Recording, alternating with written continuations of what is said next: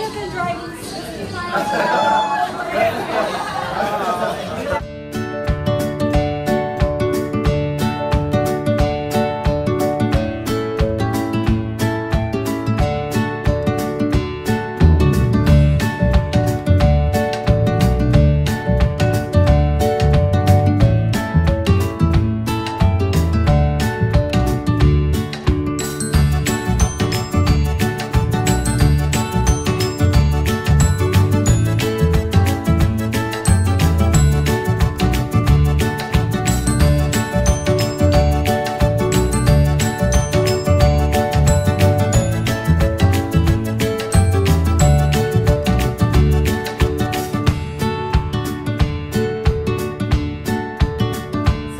Yes, I was perfectly and beautifully surprised by a bunch of wonderful human beings who I never thought I could ever see together in one group, and I love it. Thank you all so much. We love you. Happy birthday.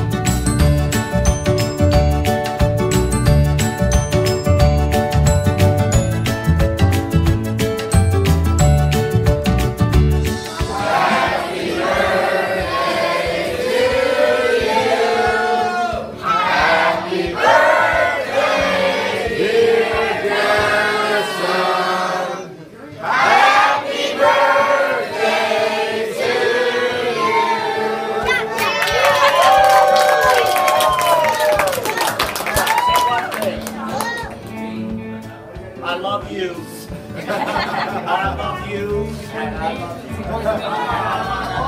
I just want to thank a few people. First, all of you for being here tonight. Garrison's a people lover. We all know that. And I want to thank the Oceanic for being so hospitable for us. It's so great to work with. And for the Grateful Dads for coming and entertaining us tonight. He loves their band and he's enjoyed them many times. So we're really grateful that they planned since last July to be here for New Year's for us. Garrison's given us all a lot, and tonight is our chance to give that to him. When I was a little kid, I never thought I'd see this day because when I misbehaved, my dad told me over and over I would never make it to 16. So happy birthday, Dad. Glad I'm here. And we all have probably shared a moment with my father, and you probably witnessed him cry like a baby, or at least tear up over something, but most of all, we've all shared big laughs with him about a story that he wanted to tell you, and then he'd tell you again the next time he saw you, and then he'd tell you again the next time he saw you, so you'll probably hear another one tonight. But we also know that showing emotion for my dad is not a difficult thing, so if I show a little bit tonight, then you just know I got it honest. But as a child, you bring my sunglasses. There you are. As a child, I can remember fighting playfully with all my brothers and sisters at the front door to get a front row seat at the storm door glass to see my father when we heard his truck pulling down the gravel driveway. Liz was still a baby. She was on my mom's hip, but there'd be 5 little sets of hands and feet just pressed against the glass, and we'd be nudging and elbowing to get front row. And we couldn't venture too far further than the stoop when he came out because we had a gravel driveway, and this huge monster of a man, just this big, beautiful giant, would swoop down and scoop us all up, all 5 kids, swing us around and hug us and love us and kiss us on the cheek, and his beard tickled like nothing else, but he had the thickest, blackest beard. And I still remember you the same way, Dad, just this huge, bigger-than-life man. It's amazing how excited I get every time I get to hear his voice on the phone. I love stopping by his house just to pop in and share a few moments with him and hear that same story again and again. But I still get excited, even though I know, and I'm sure you guys do too. And it's so easy to make his day. He's a very simple man. You give him a phone call or you swing by the house and he will tell somebody about it again and again. But still, he'll tell somebody about it. It's just so easy to make your day. And I guarantee when you do stop in or you do have a chance meeting with him, you're going to leave that meeting with a big smile on your face and a better outlook than you did before. And if you're not part of the Scott family or the extended family, then you know him as a good friend and a colleague. And you love him for his loyalty and his consistency, his ability to connect with you, and his deep caring of you and what is important to you. I know he truly loves everyone in this room, and it's such an honor to be loved by him. And if you've ever talked to him only one time in your life, then you know these few things. He has 6 children, and he's probably told you and got choked up and his nostrils flared a little bit. And he's had 2 wonderful dogs. Again, he probably got choked up and his nostrils flared a little bit. And he absolutely loves Gail. And once again, he'll get choked up and his nostrils will flare. He has a lot of flaring nostrils. I think it's a syndrome, but we're working on that. The other thing you're going to know is that he loves rocks. Not any special rock or any type of rocks, just rocks in general. He loves them very much. But what a perfect thing to love for a man who's so many other people's rocks. You're solid, you're true, you're strong, you're unbreakable. I know that just looking around this room, at one time or another, he's been a rock for probably each and every one of us.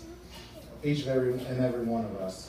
And as a father, I can truly tell you, there is no better out there. We were so deeply loved as children by you, and now we're so deeply loved as your adult children. And I love watching you deeply love our children. And personally, I know that the ability that I have to love my family and my son and my wife comes straight from you. So let's all raise our glasses. Dad, I'm honored to be your son. Our family is so blessed that you're our father. We're also blessed to be your friends. Here's to you, a great father, husband, and friend, to many, many more happy times and many, many more happy birthdays. I love you, Dad. He taught me how to be a man and how to be honest and have integrity and what it meant to be patriotic and all the things that people want to be when they associate us with the good old-fashioned American values. Because when I was a kid, about, 10 years old, and some perfect stranger fell into the water at Disney World at the canoe dock, and he was about a pier away from us, and the look on my dad's face when he didn't even think about it, I knew he knew what he had to do, and he jumped in the water. Protected and sheltered, and my dad pushed me out of the nest and said, go chase your dreams, don't chase after money, don't listen to what anybody says, just do what you do happy and money will come. And darn it, that isn't true. But I love you, Dad, and thanks for always pushing me to chase my dreams. I spend a lot of my Sunday mornings at Garrison's house, washing trucks,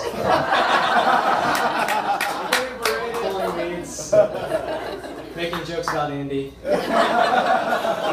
And one of the best things about those Sunday mornings is just hearing the best stories from one of my favorite people in the world. And yeah, you may hear the same stories over and over again, but the way he tells them always changes, and it inspires me to make my own stories, and chase my own dreams. So, thank you, Garrison.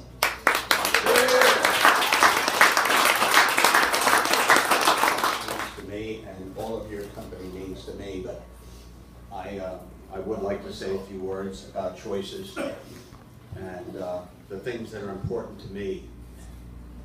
You can never, ever, ever replace anything with your friends and loved ones bigger than you could replace time. Time is the ultimate gift. The companionship that you feel, the friendship that you can cultivate, and the effort that you can put into making somebody's life more meaningful. I grew up in the projects in the Bronx, and I had a wonderful experience there, and I was in 7th grade, and my mother said to me, "You're going to take an entrance exam for a specialized high school in New York City." And I said, "Oh no." And it was the beginning of a different life. There were 3 high schools in New York City that required an entrance exam. I ended up at Stuyvesant High School. It was a fabulous experience. And it was after this, and in high school, that I realized, and I could see the dedication in my teachers' mannerisms and in the way they helped you to learn difficult things. And I guess I wanted to be a little like them. And I went to a place called the New York State Ranger School, and I was the littlest, most unprepared candidate at 17 or 18 that ever went into that door. And I came out a changed human being. It will raise your standards. I believed in their ethics, I believed in their education, but then other things happened in my life. When you were 18, in 1962, you were facing the draft, and Vietnam was winding up and up and up. I knew my draft date was coming up. Instead of waiting for it to come, I went to the draft board. I said, "Let me push my draft date up. Can I do that?" She said, "I'll take you next week. Sign on the dotted line." I did that. I went into the Army. I did the best I could. Unfortunately, I had a very bad drill sergeant, and at the end of basic training, Lieutenant Cooper said to me, "Private Scott, you did a great job. We want to send you to the Accelerated Drill Sergeant program." And my drill sergeant, unfortunately, had been physically abusive to me.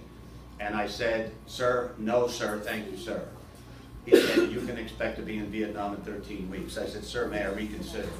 And that's the first time I realized that there are choices in life to take.